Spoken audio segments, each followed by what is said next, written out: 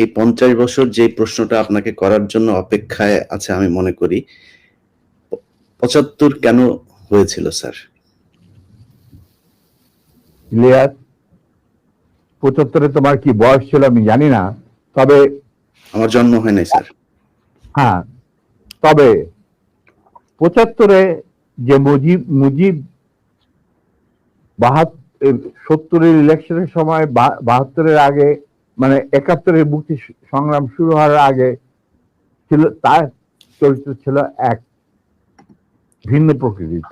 তিনি বাঙালি জাতীয়তাবাদের সংগ্রামে যথেষ্ট অবদান রেখেছেন, কিন্তু স্বাধীনতা যখন পাকিস্তান আর্মি 25-26 রাতে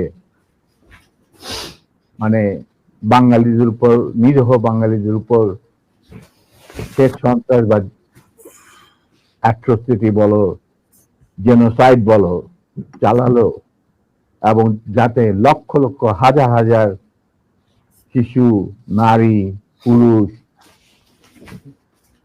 প্রাণ হারালো, ছাত্র জনতা কোনো কারণ ছাড়া। তারপর তখন সেই অবস্থায় আমাদের দেশের তথাকথিত বড় বড় জাতীয় নেতারা বিভিন্ন দলের, তাদেরকে কিন্তু কাউকে খুঁজে পাওয়া গেল না। তারা তখন তাদের নিজেদের জীবন বাঁচিয়ে যার যার মতো জায়গায় চলে গেলেন। মুজিব স্বয়ং পাকিস্তান আর্মির কাছে ধরা দিলেন এবং তাদের সাথে একটা বন্দোবস্ত করে তার পরিবারের ভরণ পোষণের দায়িত্ব আর্মির হাতে তুলে দিয়ে তিনি পাকিস্তানে পাড়ি জমান। ডাক্তার কামাল হোসেনের সঙ্গে যিনি ছিল major via media between Mujib and the army জানতা। তখন সেই দিশাহারা মানুষ বুঝতে পারছিল না বাংলাদেশে যে তারা কি করবে, তারা কোথায় যাবে, কিভাবে নিজের প্রাণ বাঁচাবে। সেই সময় চিটাগাঙ্গে থেকে ভেসে আসলো মেজর জিয়া স্বাধীনতার ডাক। আমি তখন পাকিস্তানে চাকরিরত অবস্থা।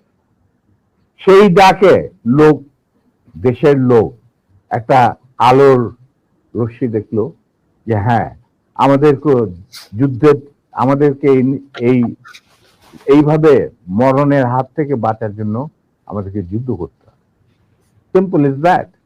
আর সমস্ত দেশে সর্বপরিসরে লোক বিদ্রোহ, সেই মুক্তিযুদ্ধ সংগ্রামে ডাকে সাড়া দিয়ে মুক্তিযুদ্ধ গড়ে তুলবে।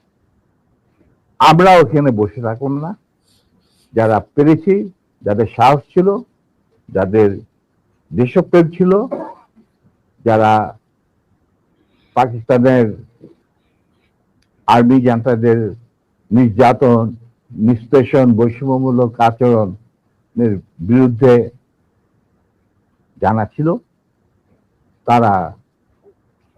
তারাও সেই সংগ্রামে যোগ দেন।